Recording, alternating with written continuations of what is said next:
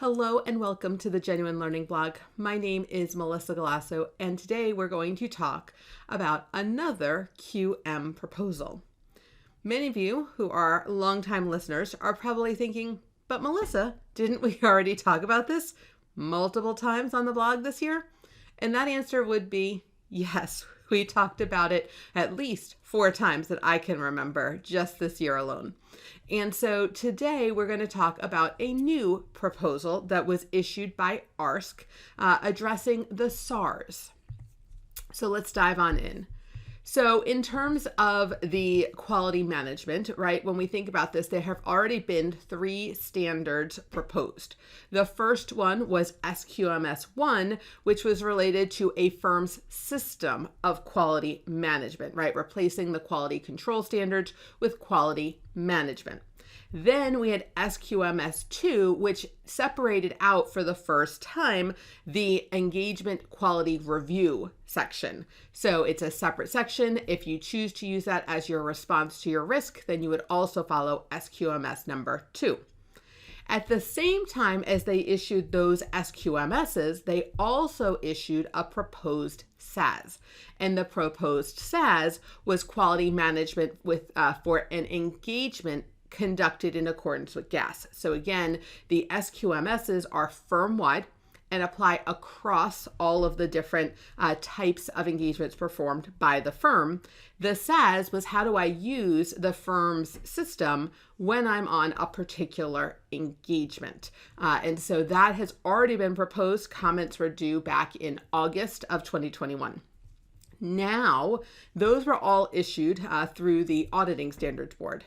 Now, ARSC has issued a quality management for engagement performance in accordance with SARS. So SARS is issued by ARSC, a different standard setting body, and this was issued yesterday, November 3rd, and comments are due January 31st of 2022. And so again, this is what we would expect in this scenario. SARS has taken a little bit of a hiatus, SARS 25 effective this year, and since they have issued that, they really haven't had a lot of standard setting momentum. They've actually been meeting remotely, less frequently, but they're a wonderful group of people. And so it was not unexpected that if we were going to make major changes to the QC standards, which will now be the QM standards, and we were going to make changes to how it applies to audits, we probably need to think about, well, how does it apply to our comp and review practice? And so remember, our QC, soon to be called QM, applies to all CPA firms with respects to engagements conducted in accordance with accounting or auditing standards. And so that includes SARS and SASs. It also includes attestation engagements as well. And so when we look at this comp and review standard, we now have to say, okay, well, SARS needs to talk about how do we do this at the engagement level. And the good news is they didn't try to recreate anything. Instead, they really tried to be consistent with the proposed auditing standards. So same terminology, same sort of, linkage, same kind of changes that were in the audit standard. They are trying to basically do conforming edits here to ensure that the SARs are consistent with the proposed audit standard. So we don't see a huge difference from what they've already proposed in the audit standard, but it has to be obviously done specifically for these SARS engagements. Now, completely separate from that, so that is what we kind of expect. Instead of doing it as a separate proposal, I totally get it, 2 birds for 1 stone, they also decided to make a technical correction. So in a recent standard, I believe it's SARS 25, but I'm not exactly sure, but I'm like 90% sure it's SARS 25. They edited this sentence, the accountant should agree upon the terms of the engagement with management or those charged with governance as appropriate. They added prior to performing the engagement.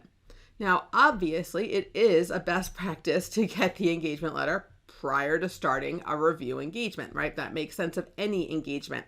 However, that revision was not included in the preparation engagements. It was not included in the compilation engagements. It was not included in the pro forma financial statements, and it's not in the corresponding audit or attestation standards.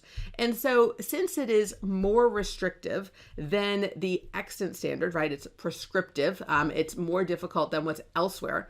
While it is a best practice, is it necessarily to mandate it? And so the proposed revision here is to remove that additional language and still note that it's a best practice, but not make it a mandatory requirement. And so again, this is a technical correction. If it was approved, it would be effective upon issuance, unlike the rest of the proposal here, because again, they don't think this is changing real practice. For the QM standards, it would be effective consistent with the audit proposal, which would be for anything performed in accordance with SSARS ending on or after December 15, 2024. Early implementation would be permitted consistent again with the QM and the audit proposal. So basically what they're trying to do here is they are trying to align the implementation of the new QM system for the firm and then the implementation at the engagement level similar to what they did with the audit standard. So the audit standard and the SSARS standard would be consistent. So if you were not really paying attention in the early part of this year to the QM changes because you thought it was only going to impact the audit standards, I think this is a good reminder that QM applies, right? Quality applies to all engagements that we're performing, not just audits.